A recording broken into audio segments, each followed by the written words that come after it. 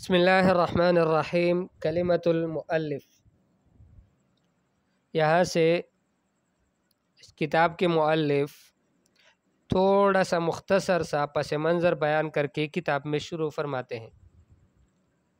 الحمدللہ الذی بیدہ تصریف الاحوال، تمام تعریفیں اس اللہ جل جلالہ کے لیے ہیں جس کے قبضے میں احوالوں کا پھرنا ہے، حالات کا پھرنا یہ اللہ جل جلالہ کے قبضے میں ہے۔ وتخفیف الاثقال، تخفیف الاثقال، اور اس کے ہاتھ میں ہے بوجھوں کا ہلکا کرنا۔ والصلاۃ والسلام علی سید الہادین الی محاسن الافعال، اور درود اور سلام ہو محاسن الافعال، اچھے اچھے کاموں کی طرف رہبری اور رہنمائی کرنے والوں کے سردار پر، یعنی نبی پاک صلی اللہ علیہ وسلم پر، وعلی آلہ، اور اس کی آل پر، وصحبہ، اور اس کے صحابہ پر، المضارعین ای المشابہین لہو فی الصفات والاعمال، وہ آل اور وہ صحابہ کہ جو نبی پاک صلی اللہ علیہ وسلم کی مشابہت کرنے والے ہیں، صفات میں بھی اعمال میں بھی۔ ان کے صفات نبی پاک صلی اللہ علیہ وسلم کی صفات ہیں، اور ان کے اعمال نبی پاک صلی اللہ علیہ وسلم کے اعمال ہیں، ان پر بھی درود اور سلام ہو۔ اما بعد، فیقول العبد المخلص، مخلص بندہ کہتا ہے، لحضرت الرب الصمد، اپنے رب صمد ذات کا مخلص بندہ۔ صمد، آپ جانتے ہیں کہ صمد کا ترجمہ جو عام طور سے ہم کرتے ہیں بے نیاز، ٹھیک ہے، لیکن یہ اس کا آدھا ترجمہ ہے۔ صمد یہ وہ ہے کہ جس کو کسی کی حاجت نہ ہو اور سب کو اس کی حاجت ہو۔ جس کو کسی کی حاجت نہیں، اس کو بے نیاز کہتے ہیں، اور سب کی اس کو حاجت ہے۔ یہ پورا ترجمہ ہے صمد اللہ جل جلالہ کے اسم گرامی کا۔ والمعتصم بذیل سید الانبیاء صلی اللہ علیہ وسلم، اور وہ مخلص بندہ کہ جو سید الانبیاء صلی اللہ علیہ وسلم کے دامن کو مضبوطی سے پکڑے ہوئے ہیں، وہ کہتا ہے، اور اس شخص کا نام محمد عنایت احمد ہے، غفر لہ الاحد، اکیلے اللہ جل جلالہ اس کی بخشش فرما دے، وہ یہ بات کہتا ہے۔ گویا یہ پہلے قول ہے اور اس کے بعد پھر مقول ہے۔ ان هذه رسالۃ فی علم الصرف، یہ مقول ہے کہ یہ رسالہ ہے علم الصرف میں، صنفتها بجزیرۃ انڈمان، اس کو میں نے جزیرت انڈمن میں اس کو تصنیف کیا ہے۔ اور کس کے لیے کیا ہے؟ لشفیق المحسن، یعنی کس کے حکم سے کیا ہے؟ شفیق اپنے شفقت والے اور احسان کرنے والے، جامع المحاسن کے اپنے اندر بہت ساری خوبیوں کو رکھنے والے شخص، حافظ وزیر عالی، اس کی وجہ سے میں نے یہ کام کیا ہے، یعنی اس کو لکھا ہے۔ وورود فی تلک الجزیرہ، اچھا جزیرہ انڈمن میں کیوں آئے تھے؟ تو فرماتے ہیں وورود فی تلک الجزیرۃ کان من صنائع قدرت اللہ سبحانہ وتعالی، اس جزیرے میں میرا آنا یہ اللہ جل جلالہ کی عجیب قدرت میں سے، قدرتی طور پر، یعنی ایک قدرت کا کرشمہ تھا کہ اللہ جل جلالہ مجھے اس جزیرے میں لے کر آ گئے۔ اور یہ اس وقت ہوا تھا کہ جب مسلمانوں نے انگریزوں کے خلاف تحریک چلائی، اور پھر مسلمان ظاہری طور پر وہ مسلمانوں مغلوب ہو گئے، اس میں ان کو شکست ہوئی اور وہ تحریک ختم ہو گئی۔ تو اس وقت پھر انہوں نے چونکہ پہلے فتویٰ دیا تھا کہ جب وہ تحریک شروع ہوئی تھی، انہوں نے مسلمانوں کی اعانت کی، مالی اعانت کی، مجاہدین کی مالی اعانت کا فتویٰ دیا تھا کہ ان کی مدد کی جائے ہندوستان کے اندر۔ تو اس فتوے کی بنیاد پر پھر ان کو وہاں پر ان کو جلاوطن کر دیا، ان کو سزا دی، یہ جزیرہ انڈمان میں۔ انڈمان یہ عربی میں لکھا ہے، ویسے انڈمن لکھتے ہیں۔ تو وہاں پر یہ آئے اور وہاں پر تقریباً وہ کئی سال رہے۔ وَلَمْ يَكُنْ حِينَ ذَاكَ عِنْدِي فِي أَيِّ فَنٍ مِّن کتاب، فرمایا کہ اس وقت میرے پاس وہاں پر اس جزیرے میں کسی بھی فن میں کوئی کتاب نہیں تھی، کوئی کتاب میرے پاس نہیں تھی کسی بھی فن میں۔ تو واقعی یہ اللہ جل جلالہ کی قدرت کی بات ہے۔ اسی وجہ سے صرف یہ کتاب نہیں ہے، شاید آگے ذکر کر دیں کہ کئی کتابیں انہوں نے وہاں جزیرہ انڈمین میں پھر لکھ لی تھی اور اپنی یادداشت سے لکھی تھی. فرماتے ہیں وَكَتَبْتُهَا عَلَى نَهْجٍ تَقُومُ مَقَامَ میزان ومنشاب وپنجگنج وزبدہ وصرفمیر. فرماتے ہیں کہ میں نے اس رسالے کو لکھا ہے ایسے بنیاد پر، ایسے منہج پر، ایسے ترتیب پر کہ یہ قائم مقام بن جائے میزان الصرف کا بھی، منشاب کا بھی، پنجگنج کا بھی، زبدے کا بھی اور صرف میر کا بھی. ان ساری کتابوں کا گویا ایک قائم مقام بن جائے، اس کتاب کو پڑھنے کے بعد پھر ان کتابوں کی ضرورت نہ پڑے. وتشتمل علی فوائد اخرى، اور اس کے علاوہ دوسرے فائدوں پر بھی یہ کتاب مشتمل ہے. نفع اللہ بها الطالبین، اس کے ذریعے سے اللہ جل جلالہ طلب کرنے والوں کو نفع نصیب فرمائے. ورزقہم وإیایا اتباع سنت سید المرسلین صلی اللہ علیہ وآلہ اجمعین، اور ان کو بھی وإیایا اور مجھے بھی اپنے سید المرسلین تمام پیغمبروں کے سردار صلی اللہ علیہ وسلم کی سنت کی اتباع نصیب فرمائے. آمین. وہی تحتوی علی مقدمۃ واربعۃ ابواب وخاتمۃ. یہ جو رسالہ ہے کہ جس کو میں نے لکھا ہے، فرماتے ہیں کہ یہ ایک مقدمے اور 4 ابواب اور ایک خاتمے پر مشتمل ہے.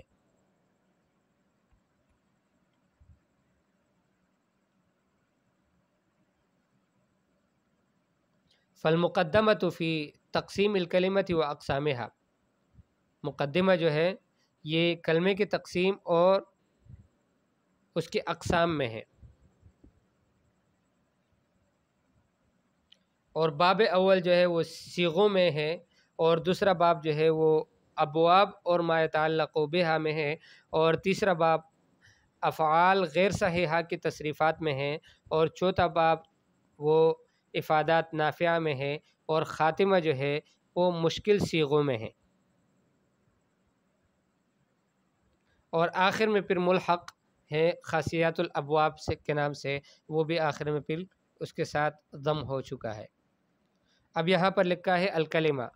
الفعل، کلمہ جو ہے یا تو فعل ہوگا یا پھر اسم ہوگا یا پھر حرف ہوگا. الکلمہ تو یا تو فعل ہوگا الفعل، او الاسم او الحرف. کلمہ اگر اسم ہے تو پھر یا مصدر ہوگا یا مشتق ہوگا یا پھر جامد ہوگا. اور اگر فعل ہے تو یا تو فعل معروف ہوگا یا پھر فعل مجہول ہوگا. اگر فعل معروف ہے تو پھر وہ ماضی ہوگا، مضارع ہوگا یا امر ہوگا. اور فعل یا ثلاثی ہوگا یا رباعی ہوگا. یہ دوسری طرح سے اس کی تقسیم ہے، یعنی فعل کی کئی اعتباروں سے تقسیمات ہیں. ٹھیک ہے، زمانے کے اعتبار سے تو یا تو وہ ماضی ہوگا یا مضارع ہوگا یا امر ہوگا. ٹھیک ہے، اور مجرد اور مزید ہونے کے اعتبار سے یا پھر فعل جو ہے ثلاثی ہوگا یا رباعی ہوگا. ثلاثی پھر مجرد ہوگا یا پھر مزید ہوگا، اور یا پھر جو ہے رباعی مجرد یا رباعی مزید ہوگا، اور یا پھر فعل مثبت ہوگا یا منفی ہوگا. ٹھیک ہے، اور فعل یا پھر صحیح ہوگا یا محموز ہوگا.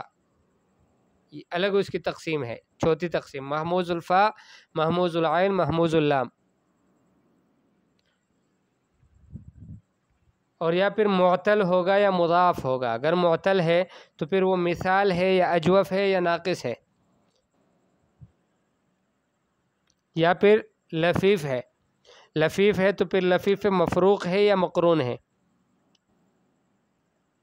تو بہرحال یہ ایک نقشہ ہے جو انہوں نے قائم کیا ہے کلمے کے بعد کے تمام افعال اور اسماء کی تقسیم سے متعلق. ٹھیک ہے، اس کی تفصیل جو کتاب والے نے لکھی ہے وہ یہ ہے. یہ نقشہ تو وہ ایک تعلیقات والے نے لگا لیا ہے اضافی طور پر. اس کو سمجھیں گے انشاءاللہ آگے سبق پڑھ کر پھر خود سمجھ میں آ جائے گا نقشہ. تو الدرس الاول المقدمہ. درس اول جو ہے وہ مقدمہ میں ہے، اور مقدمہ میں ہم نے کہا تھا کہ اس میں کلمہ اور کلمے کی اقسام ہے. الکلمۃ و اقسامها.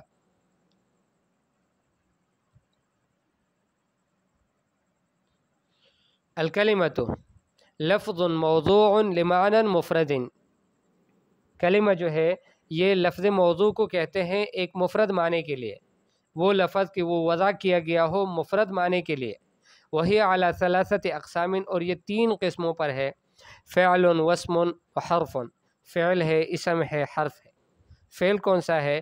کلمۃ تدل علی معنی مستقل مقترن باحد الازمنۃ الثلاثہ، یہ وہ کلمہ ہے کہ دلالت کرتا ہے ایک مستقل معنی پر اور مقترن ہوتا ہے تین زمانوں میں سے کسی ایک زمانے کے ساتھ، جیسے ضرب یضرب ہے۔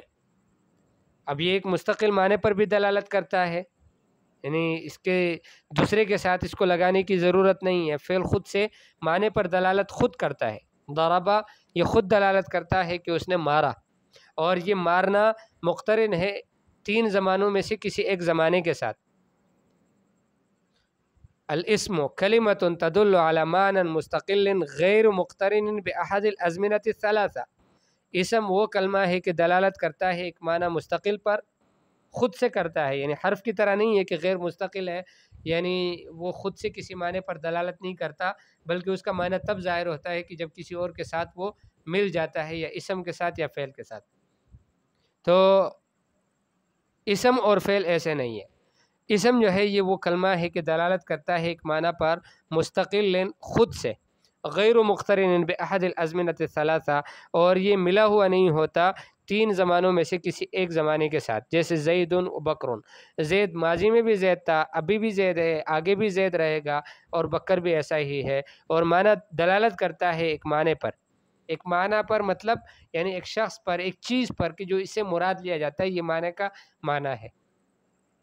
الحرف کلمۃ تدل علی معنی غیر مستقل، ایک کلمہ جو ہے، ایک حرف جو ہے، یہ وہ کلمہ ہے کہ دلالت کرتا ہے ایک معنی پر، ایک معنی پر دلالت تو کرتا ہے، معنی ہے اس کا، لیکن غیر مستقل، وہ معنی مستقل نہیں ہے، اس لیے کہ وہ خود سے ظاہر نہیں ہوتا تب تک جب تک وہ کسی اور کلمے کے ساتھ مل کر نہ آئے، تب تک وہ صحیح معنی نہیں دیتا۔ ولا یفہم معناہ بدون ضم کلمۃ اخری، اور اس کا معنی سمجھ میں نہیں آتا جب تک اس کو دوسرے کلمے کے ساتھ ضم نہ کیا جائے، ملا نہ لیا جائے، جیسے من ہے، الہ ہے، عن ہے، ٹھیک ہے۔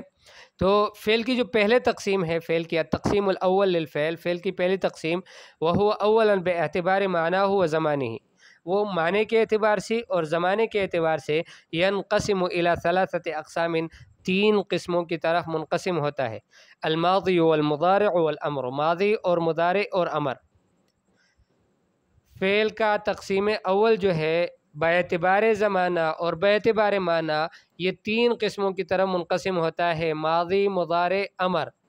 ماضی کیا ہے؟ هو فعل يدل على الوقوع المعنى في الزمن السابق، یہ وہ فعل ہے کہ جو دلالت کرتا ہے ایک معنی کے وقوع پر، کہ یہ معنی واقع ہوا ہے ماضی کے زمانے میں، فی الزمن السابق، گزشتہ زمانے میں، یعنی متکلم کی بات کہتے وقت اس سے پہلے ایک کام ہوا ہے، اس کام کے ہونے کو بتا رہا ہے، اس کو ماضی کہتے ہیں، جیسے فعل، اس نے کیا، اب کیا ماضی میں کیا۔ والمضارع هو فعل يدل على وقوع المعنى في الزمن الحاضر او المستقبل، مضارع جو ہے یہ وہ فعل ہے کہ دلالت کرتا ہے ایک معنی کے وقوع پر کہ یہ کام ہوا ہے، کوئی بھی ہوا ہو، کوئی بھی فعل ہو، اس کے واقع ہونے کو بتائے، ماضی حاضر کے زمانے میں یا مستقبل کے زمانے میں، مثل یفعل، کرتا ہے یا کرے گا۔ الامر هو فعل يدل على طلب فعل من الفاعل المخاطب في الزمن المستقبل، اور تیسرا جو ہے وہ امر ہے، اور یہ وہ فعل ہے کہ دلالت کرتا ہے ایک طلب فعل پر، کسی کام کے ہونے کو طلب کرنا فاعل سے، مخاطب سے، فاعل المخاطب سے، اس فاعل سے کہ جو مخاطب ہے اس کو کہنا کہ تم یہ کام کرو، فی الزمن المستقبل، گزشتہ عفواً آئندہ آنے والے زمانے میں، جیسے افعال، تم یہ کام کر لو۔ بات سمجھ میں آ گئی؟ تو یہ تقسیم اول ہے فعل کا۔ التقسیم الثانی للفعل، دوسری تقسیم جو فعل کی ہے وہ ہے ان کانت نسبت الفعل فی الماضی او المضارع الی الفاعل یکون معروفا، فعل کی اگر نسبت معروف کی طرف ہوا ہے، فاعل کی طرف عفواً ہوا ہے، ماضی میں یا مضارع میں، ماضی اور مضارع میں فعل کی نسبت اگر فاعل کی طرف ہوئی ہے تو یکون معروفاً، یہ فعل پھر معروف ہوگا، جیسے ضرب و یضرب، ضرب اب فعل کی نسبت ہوئی ہے فاعل کی طرف، اس وجہ سے اس فعل کو کہتے ہیں فعل معروف۔ یضرب، وہ ایک شخص مارتا ہے۔ اب یضرب اس میں فعل کی نسبت ہوئی ہے فاعل کی طرف اور مضارع کا صیغہ ہے، اس وجہ سے اس کو فعل معروف کہتے ہیں۔ وَإِنْ كَانَتْ إِلَى الْمَفْعُولِ فَمَجْهُولًا، اگر فعل کی نسبت فاعل کی بجائے مفعول کی طرف ہو، فاعل کی طرف نہ ہو بلکہ مفعول کی طرف ہو، تو اس کو کہتے ہیں مجہول۔ جیسے ضرب، مارا گیا۔ اب فعل کی نسبت جو ہے، مارنے والے فعل کی نسبت وہ مفعول کی طرف ہے، اسی کی طرف کہ جو مارا گیا ہے، فاعل کی طرف نہیں ہے، اس وجہ سے اس کو کہتے ہیں فعل مضارع، فعل ماضی مجہول۔ وَيُضْرَب، یضرب، ٹھیک ہے، مارا جاتا ہے۔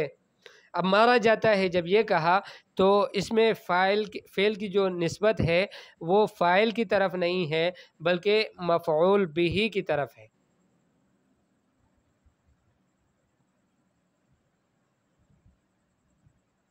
ٹھیک ہے، الملحوظہ، اس کے بعد ایک ملاحظہ لکھا ہے، ایک تنبیہ ہے، وہ یہ ہے کہ اما الامر فهو لا یأتی الا معروفا ومثبتا، امر جو ہے امر وہ نہیں آتا مگر یہ ہے کہ وہ معروف آتا ہے، مجہول نہیں آتا، ٹھیک ہے، اور مثبت آتا ہے، منفی نہیں آتا۔ بات سمجھ میں آ رہی ہے؟ اس کو کہتے ہیں امر، ٹھیک ہے۔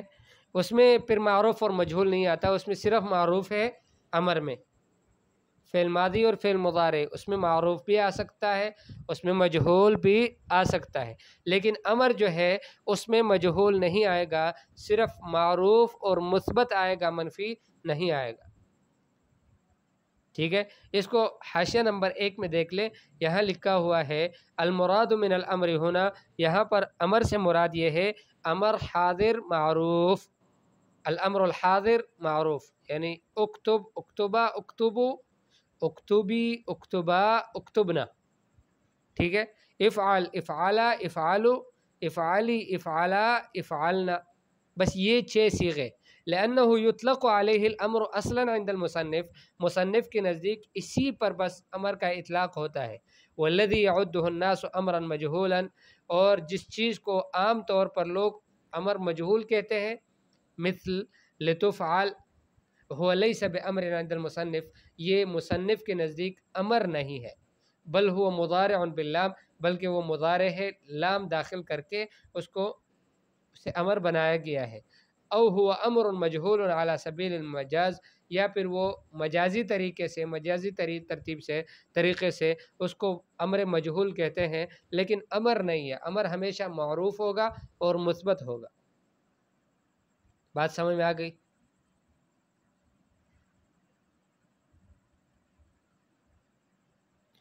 التقسیم الثالث للفعل، فعل کی تیسری تقسیم، الفعل الماضی والمضارع معروفا کان او مجہولا علی قسمین، فعل ماضی اور فعل مضارع یہ معروف ہو یا مجہول ہو، یہ 2 قسموں پر ہے، المثبت والمنفی، یا تو مثبت ہوگا یا پھر منفی ہوگا، یہ دوسری تقسیم ہے، عفواً تیسری تقسیم ہے فعل کی۔ تیسری تقسیم فعل کی ہے کہ فعل ماضی، چاہے وہ فعل ماضی معروف ہو یا فعل ماضی مجہول ہو، اسی طرح فعل مضارع معروف ہو یا مجہول ہو، یہ 2 قسموں پر ہوگا، یا پھر یا مثبت ہوگا یا منفی ہوگا۔ فالمثبت هو الذي يدل على ثبوت وقوع الفعل، مثبت وہ ہوتا ہے کہ جو دلالت کرتا ہے ایک فعل کے وقوع کو ثابت کرنے پر، کہ یہ اس فعل کا وقوع ہو چکا ہے، یہ فعل واقع ہوا ہے۔ ضربا، اس نے مارا تو مارا ہے، یضرب، وہ مارتا ہے تو مارتا ہے، اب یہ فعل کے وقوع کو ثابت کر رہا ہے، اس فعل کو کہتے ہیں فعل ماضی، یعنی ضربا میں یہ فعل ماضی مثبت معروف، اور یضرب میں فعل ماضی، عفواً فعل مضارع مثبت معروف۔ والمنفی، اور منفی کس کو کہتے ہیں؟ الذي يدل على نفي وقوع الفعل، یہ وہ ہے کہ دلالت کرتا ہے وقوع فعل کے نفی پر، کہ فعل واقع نہیں ہوا۔ ما ضرب، اس نے نہیں مارا، ولا یضرب، اور وہ نہیں مارتا، تو گویا فعل کے وقوع کی نفی کرتا ہے، اس وجہ سے اس فعل کو فعل منفی کہتے ہیں۔ ٹھیک ہے. الاسئلہ عرف الکلمۃ و اقسامها مع ذکر الامثلہ. کلمے کی تعریف کرو، اس کے اقسام کی تعریف کرو، مثالوں کو بیان کرو. یہ آپ سے سوالات ہے، آپ نے اس کا جواب دینا ہے. ٹھیک ہے. معلمہ آپ سے پوچھے گی اور آپ نے اس کے جوابات تیار کر کے اپنے حفظ سے ان کو دینے. اور اگر نہ بھی پوچھے تب بھی آپ نے اپنی زبانی ان کو سنانے ہیں. یہ کم قسما للفعل من حیث دلالته علی الزمن والمعنی. معنی اور زمانے پر دلالت کی حیثیت سے فعل کی کتنی تقسیمیں ہیں؟ عرف کل منہا، ان میں سے ہر ایک کی تعریف کرو، بیان کر لو اس کو. ما هو الفعل المعروف والمجہول. فعل معروف کیا ہے، فعل مجہول کیا ہے. عرفہما ومثل لہما. دونوں کی تعریف بھی کرو، دونوں کی مثالیں بھی پیش کرو. ٹھیک ہے. مثالیں ان کتاب میں لکھی ہوئی مثالوں کے علاوہ. کیف تعریف الفعل المثبت والمنفی. فعل مثبت کو کیسے پہچانو گے، فعل منفی کو کیسے پہچانو گے. بینہما مع ذکر الامثلہ. مثالوں کے ذریعے سے اس کو بیان کر لو. تمارین، اس کو آپ نے لکھ کر بھیج دینا ہے معلمہ کے گروپ میں. میز اقسام الکلمت. کلمے کے اقسام کی تمیز کر لو. وہ اقسام الفعل، اور کلمے اور فعل کے اقسام کی تمیز کر لو. من حیث تقاسیمہ الثلاثہ. 3 تقسیموں کے اعتبار سے. فی المفردات الآتیہ، آنے والے مفردات میں. ٹھیک ہے. ایک تو یہ کہ کلمے میں سے کلمے کی کون سی قسم ہے، اسم ہے یا فعل ہے یا حرف ہے، ایک بات. اور اس کے بعد پھر یہ ہے کہ فعل ہے تو پھر فعل کے ہم نے 3 تقسیمیں پڑھی ابھی. ان میں سے کون سا ہے یہ آپ نے اس کی تمیز کرنی ہے، اس کو جدا کرنا ہے. اللہ رسول صلی صام حتی خلا محمد صلی اللہ علیہ وسلم حفظ یسمع یقرأ یطلب ینصر اکرم اکتب ذکرت استنصر تتفضلون تجتنبین اجلس اصبر اذکرن حللتم زلزلت تقاسمتم ما کتب ما قرئ لا تکذب ما تقبل او عفوا ما تقبل لا نفر لا نقطع ما استعجلتم. ٹھیک ہے. ان کلمات میں آپ نے یہ دیکھنا ہے کہ یہ اسم ہے یا فعل ہے، کلمے کے اعتبار سے اس کی تقسیم میں کون سی تقسیم ہے. اور پھر اس کے بعد فعل ہے تو فعل کی 3 تقسیمیں ہم نے پڑھی تھی. یہ مثبت ہے یا منفی ہے، یہ معروف ہے یا مجہول ہے، اور یہ ماضی ہے یا مضارع ہے یا امر ہے. تو یہ آپ نے اس کی تمیز کرنی ہے. عین اقسام الکلمہ و اقسام الفعل فی الجمل آتیہ. آنے والے جملوں میں کلمے کے اقسام کی بھی تعین کر لو کہ کلمے کی کون سی قسم کہاں ہے، اور فعل کے اقسام کی بھی تعین کر لو آنے والے جملوں میں. بسم اللہ الرحمن الرحیم. اللہ خالق کل شیء. اللہ جل جلالہ ہر چیز کے خالق ہیں. وما یخدعون الا انفسهم. وہ نہیں دھوکہ دیتے مگر اپنے آپ کو دیتے ہیں. فاذا نقر فی الناقور. جب وہ سور پونکا جائے گا اس سور میں. ٹھیک ہے. یوم ترجف الراجفہ. جس دن ہلا دیا جائے گا ہلانے والا، یعنی زمین ہلا دی جائے گی. قال رب اشرح لی صدری. کہنے لگے کہ میرے رب کھول دے میرے لیے میرے سینے کو. افلا ينظرون الى الابل کیف خلقت. کیا وہ دیکھتے نہیں ہے اونٹوں کی طرف کیسے پیدا کیے گئے. زین للذین کفروا الحیات الدنیا. مزین کر دیا گیا ہے لوگوں کے لیے دنیا کی زندگی. فلیأتنا بآیۃ کما ارسل الاولون. تو اس کو چاہیے کہ لائے ہمارے پاس ایک آیت، ایک نشانی، جس طرح اس سے پہلے لوگ بھیجے گئے.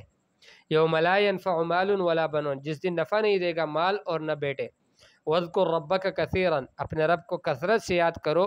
وَسَبِّحْ بِالْعَشِيِّ وَالْإِبْكَارِ. اور صبح اور شام میں اللہ کی تسبیح بیان کرو. ادفع بالتی ہی احسن السیئہ. اچھائی کے بدلے اچھائی کے ذریعے سے برائی کو دفع کر لو. کتب التلمیذ درسہ.